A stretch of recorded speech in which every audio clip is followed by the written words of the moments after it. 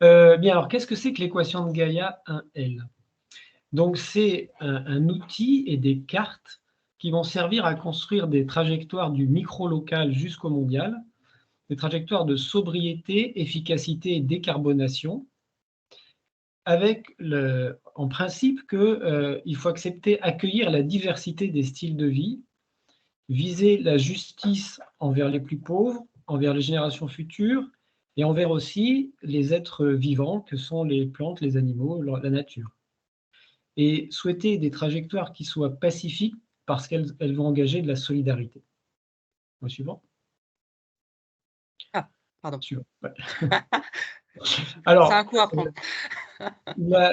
l'indicateur qu'on va mettre en avant tout de suite, là, c'est l'empreinte énergétique. Donc, ça peut se mesurer en kilowattheure par personne. Là, on a la carte de ce qui s'est passé depuis 1860.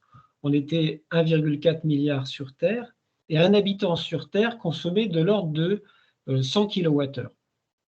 Et en 2020, on est 8 milliards et on consomme de l'ordre de 10 000 kWh. Donc, on a un facteur 100 tout d'un coup. Et en fait, vous le savez bien, il y a des écarts énormes entre les gens sur Terre. Donc, on a peut-être des écarts de 1 à 10 000, quoi. Alors, ce qu'on voit aussi dans cette carte, c'est qu'à chaque fois qu'une nouvelle énergie arrive, l'ancienne ne réduit pas, mais elle continue à être présente. Donc, il n'y a pas de substitution d'énergie.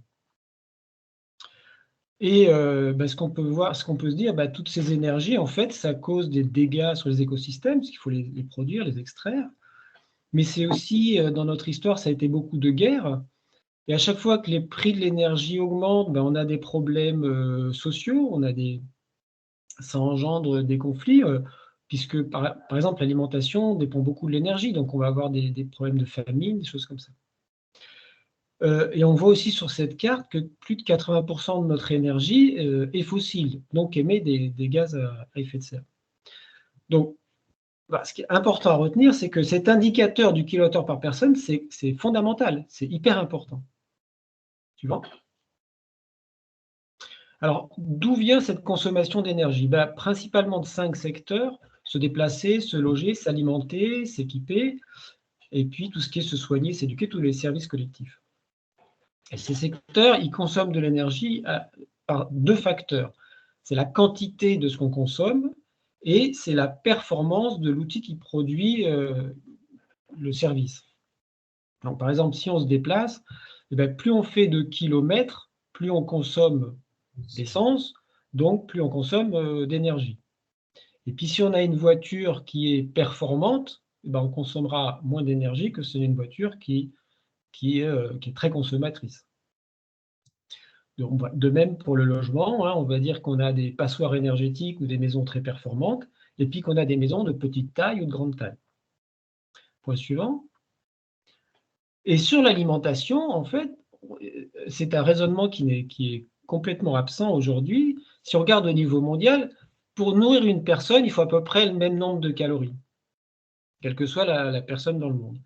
Et si on prend des gens qui habitent en milieu rural avec une agriculture traditionnelle, on se rend compte qu'ils ont besoin de très peu d'énergie. Donc on pourrait dire que c'est comme une maison, c'est de la haute performance énergétique. Et si on prend nos modes alimentaires, là on voit un Américain, pour une même alimentation, il va y avoir toute une quantité d'énergie qui est mise en œuvre dans le transport, dans le conditionnement, dans la transformation, dans la réfrigération, etc. Et donc on peut dire que notre alimentation est une passoire énergétique. Point suivant. Donc, si je reprends le premier facteur qui est la quantité, on a parlé de kilomètres, de calories, de mètres carrés. Aujourd'hui, le confort matériel d'une partie de l'humanité se fait au détriment du climat et des écosystèmes, donc des générations futures. Donc, on va prendre comme indicateur le Gaïa par personne qui va mesurer cette empreinte sur les ressources naturelles, tout ce qui fait qu'on prélève, qu'on détruit, qu'on pollue, etc. Ce qui est important à noter, c'est un peu ça l'originalité, c'est que le Gaïa, c'est un indicateur qui est bio, qui mesure notre impact sur l'environnement, et qui est social, puisqu'il correspond à notre alimentation, se déplacer, etc., des besoins sociaux. Et ces unités de compte sont des grandeurs physiques, des kilomètres, des mètres carrés, etc. Ce qui fait qu'on rejette comme unité de compte l'argent. Ça va être important. Vas-y, suivant. La première proposition de l'équation de Gaïa, c'est qu'on ait une vision fractale du territoire, de tous les territoires, qu'on ait du monde au micro-local. Donc fractal, c'est-à-dire que chaque structure est similaire, quelle que soit l'échelle où on se situe. Donc si on prend le monde, là, et qu'on le divise entre 10 à 20 sous-territoires, et que chaque sous-territoire, on le redivise aussi entre 10 à 20, etc., jusqu'à arriver à un micro-territoire de 200 personnes qui se connaissent, une association de voisins qui se connaissent bien, qui peuvent travailler ensemble. Et bien, on se rend compte qu'on a, à ce moment-là, que 6 à 8 niveaux. Suivant. Donc, si on prend la fractale France, par exemple, et qu'on voit nos secteurs, donc les 5 secteurs, c'est à peu près 25 000 kWh par personne. Alors, je vous pose la question, est-ce que vous savez quelle est votre consommation d'énergie annuelle? Ben non, on ne le sait pas. C'est un indicateur qui est super important, on disait, mais que personne ne connaît. Suivant. Mais si vous venez à Marseille, Samuel, avec la démarche vive, va nous apprendre à calculer cet indicateur. Si on prend le logement, par exemple, on a une moyenne en France de 40 mètres carrés par personne. Et des écarts. Alors, bien sûr, il y a l'écart entre celui qui a 0 mètre carré parce qu'il a la rue, et puis celui qui a plein de demeures et qui habite occasionnellement dans ces maisons. Mais bon, si on prend en gros l'échelle de grandeur, on est entre 1 à 10 de mètres carrés de surface par personne. Et la moyenne de l'énergie, on est à 6400 kWh par personne, et on a des écarts de 1 à 20. Alors en fait, qu'est-ce qui fait que cet indicateur sur l'énergie n'est pas communiqué? Peut-être parce on tolère le fait qu'il y ait des écarts de surface des gens, c'est un peu dans notre culture. Mais des écarts de surface d'énergie, comme l'énergie commence à être un problème parce que ça pollue, etc., je pense qu'on a un peu peur d'en parler, et c'est un peu quelque chose qu'on n'assume pas, quoi. Point suivant. Donc la deuxième proposition de l'équation de Gaïa, c'est d'accueillir cette diversité qu'on a sur nos territoires, et prendre comme exemple que c'est comme un milieu naturel. On apprécie cette diversité qu'on a entre les espèces végétales, les espèces animales. C'est ce qui fait la richesse des milieux naturels. Et bien, accepter cette diversité entre humains et se dire que on est divers, par exemple, sur un même territoire, on ne va pas avoir les mêmes centres d'intérêt. Entre les pays, on n'a pas les mêmes cultures, donc on n'a pas les mêmes habitudes, et on va avoir plein de diversité. Et puis même nous-mêmes, à différents âges de notre vie, on ne va pas avoir les mêmes besoins de se déplacer, de s'alimenter, etc. Deuxième chose aussi importante, c'est toujours chercher la justice et ensuite la solidarité. Suivant. Donc si on prend par exemple le logement en France, et on va prendre 2 villes, Paris et Colombey, les 2 églises, peut-être qu'à Paris, on va se dire il y a un minimum vital. Pour être juste envers les plus pauvres, il y a quelque chose de minimum. Peut-être. Et ça, c'est le territoire qui le décidera, les acteurs qui le décideront. On va voir comment avec Samuel, mais par exemple, on va dire 15 mètres carrés pour vivre à Paris et puis 1500 kWh. Et puis à Colombey, les 2 églises, on a peut-être un peu plus de surface. Et du coup, peut-être on est moins dans des immeubles, donc on est un peu moins bien isolé. Donc on est peut-être à 2000 kWh par personne. Suivant. Et après, quel est l'écart raisonnable qu'on veut avoir? On va dire peut-être qu'à Paris, on peut être entre 15 et 150 mètres carrés par personne, donc multiplié par 10, voilà. On va se fixer comme ça des limites. Et là, bien sûr, je fais référence à la théorie du donut de Kate Raworth qui dit qu'il faut se fixer des limites aux donuts. Alors, je vous demanderai, si vous utilisez l'équation de Gaïa, de respecter ces couleurs, le bleu clair pour le vital et le orange pour les limites. Et donc, si on prend une fractale, quel que soit le niveau où on va être, donc on va avoir un territoire et dedans composé de sous-territoires. On peut à ce moment-là, pour chaque territoire, indiquer le vital et le limite. Donc on voit la variabilité qu'il y a la diversité à l'intra-territorial. Et en posant les autres territoires à côté, on voit la diversité interterritoriale. Suivant. Donc on peut, comme ça, suivant. Donc on peut, il y en avait un juste avant, mais c'est pas trop grave. Donc on peut comme ça comparer nos territoires et se dire qu'est-ce qu'on peut mettre en place comme action de justice entre ces territoires, quelle solidarité on peut mettre en place. Donc là, on peut voir, par exemple, dans ces cartes, on peut voir la moyenne, le point noir, ou la médiane, ou les écarts types, on peut le faire par décile, etc. Suivant, et donc on peut faire aussi les trajectoires et voir quelles sont les trajectoires. Donc on peut prendre tous les secteurs, toutes les empreintes et se dire qu'est-ce qu'on va mettre en place comme politique de solidarité. Et pour ça, on va avoir 4 leviers pour mettre cette politique, mais ça, je ne le développe pas, on pourra en parler plus tard. Donc, on a une autre empreinte qui est l'empreinte CO2 par personne. Donc, on a vu que déjà, il fallait qu'on réduise notre empreinte énergétique, ce qui va nous faire réduire nos énergies fossiles. Comment? En jouant sur l'empreinte sur les ressources, ça, c'est ce qu'on va appeler des trajectoires de sobriété, et puis des trajectoires d'efficacité en améliorant la performance énergétique. Suivant. Donc, il va falloir aussi substituer aux énergies fossiles de plus en plus d'énergies renouvelables. C'est ce qu'on appelle l'intensité carbone qu'il y a par kilowattheure. Et donc, c'est la troisième trajectoire qui est une trajectoire décarbonation. Suivant. Donc, si on prend par exemple la mobilité en France,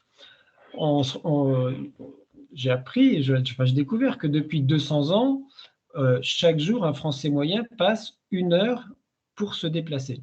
En 1830, c'était 1 heure de marche, on faisait 5 km, et en 2019, on fait plus de 50 km par personne, et pour beaucoup, c'est la voiture qu'on utilise. Ouais, suivant. Et là, on voit le premier type de carte, enfin le deuxième type de carte, pardon, de l'équation de Gaïa, c'est ces cartes normalisées pour mesurer les empreintes énergétiques. Alors, qu'est-ce qu'on voit? On voit en abscisse la performance énergétique de A, B, C, D, E, F. Et on voit en ordonnée l'empreinte ressource qu'on a normalisée à partir du vital qui est le 1. Donc, si on avait décidé que le vital, c'était par exemple 1000 km par personne et par an, on va dire que le 1, c'est cette droite bleue. Et puis après ça, on monte, on a 2, 3, 4, 5, voilà. On voit que la limite L, là, en Gaïa, elle a été fixée à 4,8. Et si on dit que le vital en empreinte énergétique, c'est 500 kWh par personne, on va avoir une isocourbe bleue, qui est marquée là avec le 1. Et qu'est-ce que c'est cette isocourbe, en fait? Pour ceux qui ça rappelle, c'est une fonction 1 sur x. Et ça veut dire que sur tous les points de cette courbe-là, la consommation énergétique est la même. Hein. Et ça veut dire que quelqu'un qui est très peu efficace, par exemple en F, il va avoir une empreinte énergétique petite que s'il a une très petite empreinte ressource. Et donc, toutes ces isocourbes, là, ça monte, ça va agrandissant de 1, 2, 3, 4, 5 jusqu'à L. Ici, le L égale à 8. L'intersection des deux 1, des deux vitales, ça fait 1 divisé par 1, ça fait le A. Donc, quand on est à A, c'est qu'on est à 1000 km que divise 500 kWh, ça fait 0,5 kWh par kilomètre. Et une voiture qui fait ça, c'est une voiture qui fait 5 litres au 100. Et donc, on va avoir A égale 5 litres au 100, B égale 10 litres au 100, C égale 15 litres au 100, etc. Suivant. Donc, si je prends une 4x4 qui fait 4000 km et qui fait du 10 litres au 100, c'est facile à positionner. On met 4 en Gaïa, on met 10 litres au 100, B, et on arrive... elle est située sur le L, justement. Elle est à une empreinte énergétique de 8. Suivant. Alors, qu'est-ce qu'elle peut faire, cette voiture, si elle veut être dans une trajectoire sobriété-efficacité? Elle peut réduire le nombre de kilomètres. Elle passe d'une empreinte 4 à une empreinte 2, ce qu'on va voir avec la flèche violette. Suivant. Ou elle peut aussi passer de la classe B à la classe A, se passer de 10 litres à 5 litres au 100. Et c'est ce qu'on appelle une trajectoire d'efficacité. Donc, comment elle peut prendre une voiture qui consomme moins, ou alors elle peut faire du covoiturage. Pourquoi? Parce que 2 personnes qui sont chacune dans leur véhicule qui fait 10 litres au 100, pour faire 100 km, elles vont chacune faire 10 litres. Mais s'il y en a une qui va dans la voiture de l'autre, en fait, ça va faire plus que 5 litres par personne. Donc, faire du covoiturage, c'est une trajectoire d'efficacité. Tu vois? Et ça peut s'utiliser quels que soient les secteurs, le logement, l'automobile, etc. Donc, il faut bien se rendre compte que ce qui est intéressant, c'est d'avoir des trajectoires de droite à gauche d'efficacité. Là, on prend par exemple celle qu'on voit là, elle va être de C à B. Et puis des trajectoires de haut en bas, qui sont des trajectoires qui vont dans le bon sens. Et que si la trajectoire, elle va de bas en haut, par exemple ici, si on augmente de 2 à 4, on va avoir un effet rebond, puisque là, l'empreinte énergétique qui était à 6, elle est passée à 8. Et pour ça, par exemple, depuis les années 74 en France, depuis qu'il y a eu le choc pétrolier, on a amélioré l'efficacité de nos moteurs, mais on a fait plus de kilomètres. On a amélioré la performance de nos logements, mais on a augmenté nos surfaces. Et donc, on a eu des effets rebonds sur le logement et sur le transport. Suivant. Et puis, il y a une même carte qui est la même, mais on remplace avec empreinte carbone, empreinte énergétique. Et au lieu d'avoir la performance énergétique en A, B, C, on a ici l'intensité carbone en alpha, bêta, etc. Et on a les mêmes types de flèches pour comprendre ce qu'est une trajectoire sobriété, efficacité, décarbonation et éventuellement des effets rebonds. Suivant. Donc voilà, alors là c'est la formule mathématique de l'équation de Gaïa. Donc en fait, ça nous dit que notre empreinte carbone, elle comprend en elle-même une empreinte énergétique qui comprend elle-même une empreinte ressource avec les facteurs qui sont la performance énergétique et l'intensité carbone.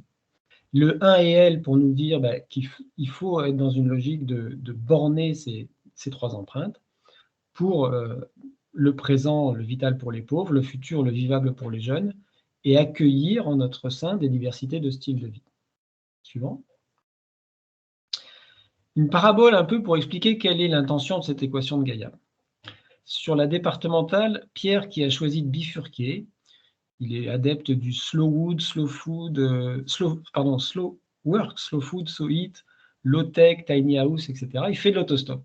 Il attend déjà depuis quelques heures. Il se met à pleuvoir. Et Hélène, pressée de rentrer voir ses enfants, le dépasse, puis décide de faire demi-tour et le prend à bord de son SUV. Donc, qui des deux est le plus généreux? Suivant.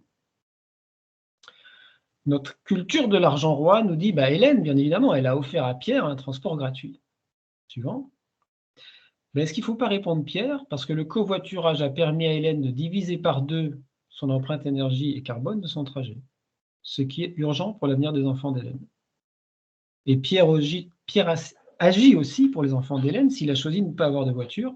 Le SUV d'Hélène a une forte empreinte ressources, énergie et carbone. Suivant. Donc c'est ça qui est un peu fort. C'est-à-dire qu'on se rend compte que si on change d'unité de mesure de la valeur, si on quitte l'argent pour d'autres unités, Gaïa, kilomètres, etc., on change le rapport de qui est créditeur-débiteur.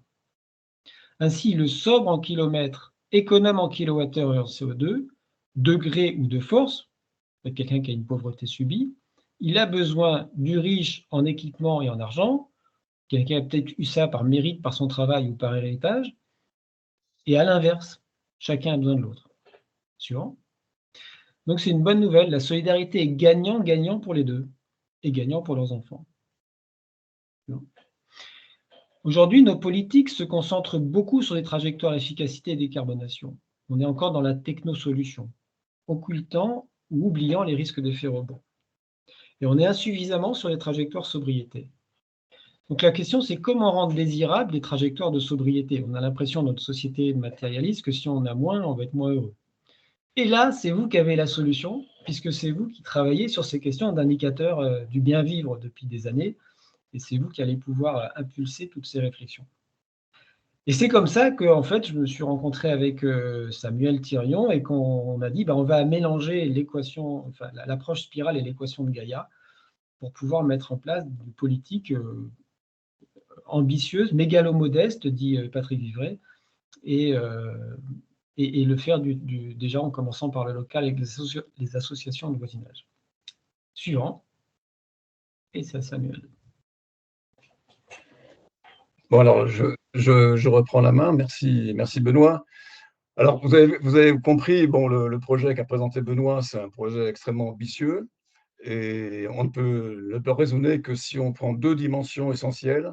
c'est une dimension politique et une dimension méthodologique. Sur la dimension politique, vous voyez, si on devait mettre en place ce système avec les fractales, hein, en remontant du niveau le plus local, c'est-à-dire les gens qui vivent dans un même espace, donc des voisins, jusqu'au niveau mondial, il faudrait revoir complètement le système de gouvernance pour y arriver. Alors, il y a des expériences qui existent déjà à ce niveau-là. Il y a des associations, on a lancé l'idée d'associations de voisinage, hein, qui est en fait quelque chose qui existe déjà dans plusieurs pays, qui ont existé dans le passé, qui existe encore aujourd'hui. Ça existait au Portugal avec la commission de l'habitant, ça existe au Japon, ça existe au Cap-Vert, ça existe dans beaucoup de pays, ça existe. Malheureusement, c'est mal connu, mais des associations entre personnes qui vivent ensemble dans un même territoire, mais vraiment micro-local, c'est-à-dire des associations de voisinage.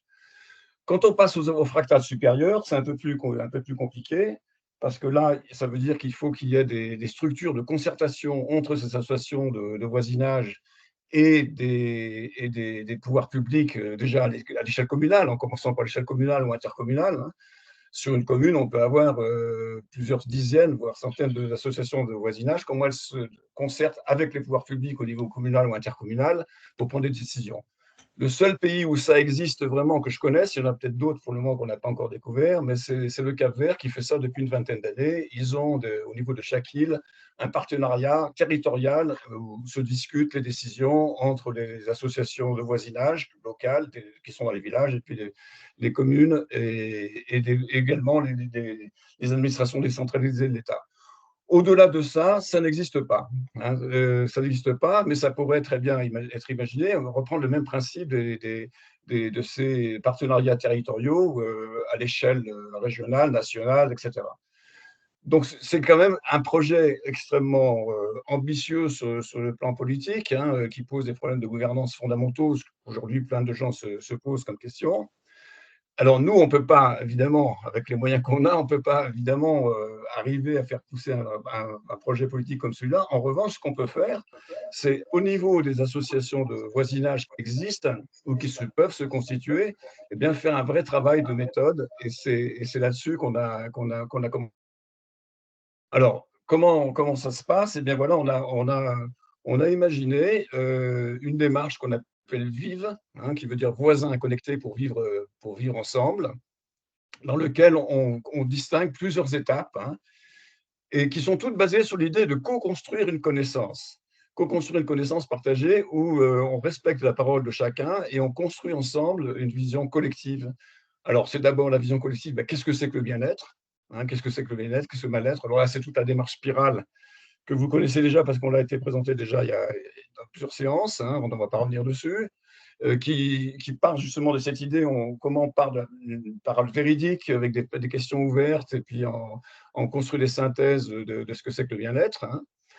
Ensuite, eh bien, une fois qu'on sait qu'on a ça, eh bien, c'est plus facile d'aborder la question de l'impact des modes de vie, donc d'arriver sur l'équation de Gaïa, hein. C'est un peu ce qu'expliquait Benoît, c'est-à-dire que c'est difficile de parler de sobriété si on n'a pas en amont réfléchi sur ce que c'est que le bien-être et se rendre compte que finalement on peut être bien en ayant moins, hein, parce que le bien-être, le bien-être matériel, c'est qu'une petite partie du bien-être et on a beaucoup d'autres façons d'être bien autrement, hein.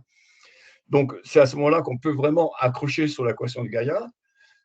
Ensuite, on propose de revenir sur une démarche qui s'inspire de Spiral, qui a déjà été expérimentée, en particulier au Cap-Vert, où ils ont appliqué également sur le temps de vie, c'est-à-dire qu'est-ce que finalement un temps de vie de qualité ou qui n'est pas de qualité, surtout sur le travail, hein, qu'est-ce que c'est qu'un travail de qualité qui ne l'est pas, et qui permet vraiment de faire remonter parce qu'on est tellement pris dans le travail salarié et dans l'économie de marché qu'on n'a plus le temps de réfléchir à ce que c'est que finalement la qualité du travail, en quoi un travail, par exemple, qui est reconnu, qui est fait dans une démarche de collaboration est beaucoup plus porteur de bien-être qu'un autre type de travail. Donc, c'est aussi cette démarche qui est très importante pour arriver à comprendre comment on va utiliser notre temps.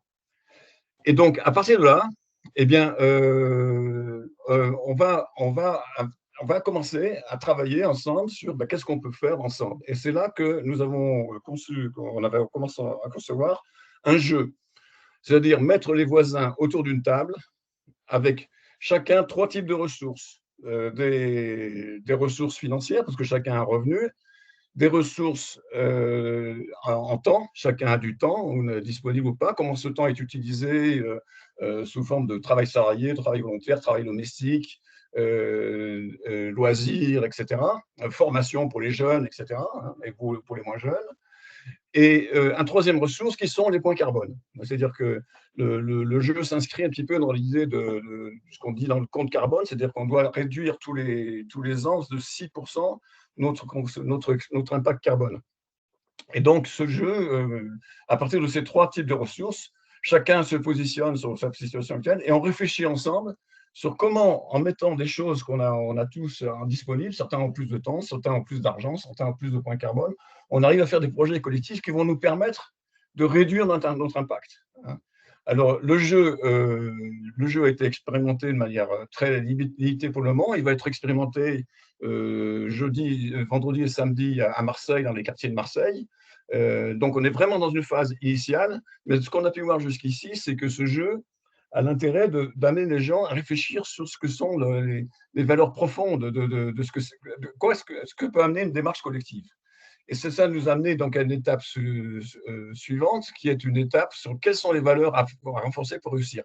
Alors, je vais passer la parole à Gilda, qui est ma compagne, qui est juste à côté, parce que c'est elle qui a eu l'idée, et je crois qu'elle est mieux placée que moi pour l'expliquer. Hop.